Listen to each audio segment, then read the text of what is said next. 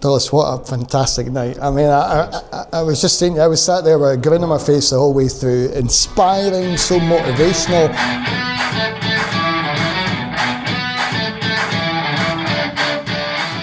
I mean, it was a few years ago that I was an MP.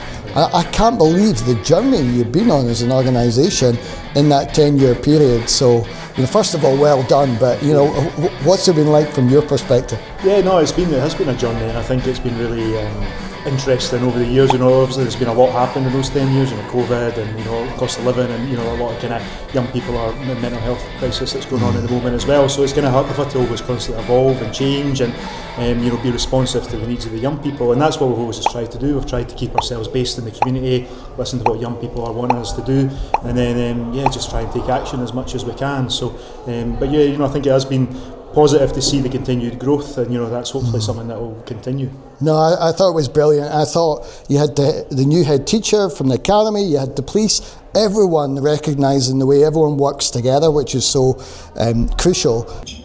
What has struck me straight away in terms of the Gala community is the strength of relationships between staff and pupils in the school, and between the school and the community partners, especially TD1.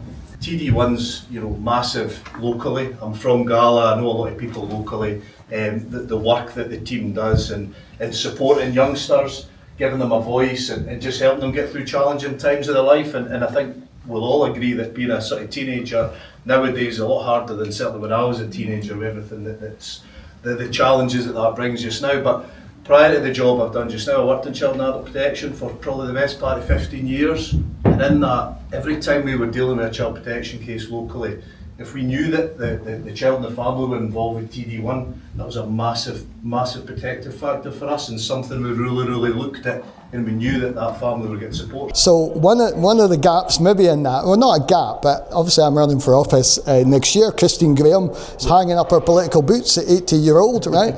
What do you want to see from your politicians that can help you thrive even more? Yeah, I mean, I think it's just important that politicians listen to young people. You know, the young people have got a voice, and you know, I think it's important that we listen to them, especially those young people who maybe traditionally don't, you know, get interested in politics, and you know, they might not understand how politics works. You know, from a third sector perspective as a charity, you know, funding is so crucial, and you know, we kind of really are always looking for, you know, the Scottish Government and the UK Government to kind of be constantly kind of stepping up and providing that support to the third sector organisations, because, you know, we need it. It's essential, you know, especially kind of longer term funding. Yeah. And you know, that's something which, you know, we need to kind of get that heard in that space as well. I think that's the difficulty. I'm involved in citizens advice, so there's a lot of project funding that you can apply for, but increasingly there's a lack of core funding, so you're having to go and fight for every pot, and then you're having to justify your output for every pot. Now, I heard a lot today about how you do that anyway, but it adds a huge overhead to an organisation if you're continually having to bid and justify.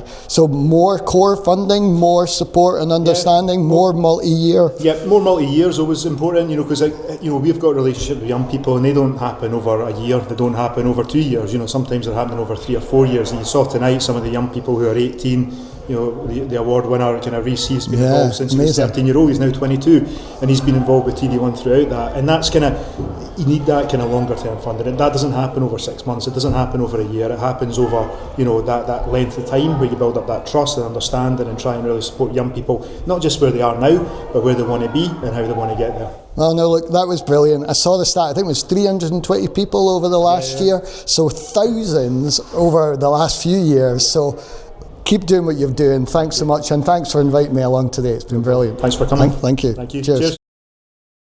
I'm Callum Kerr, and I'm your SNP candidate for Midlothian South, Tweeddale and Lauderdale for 2026.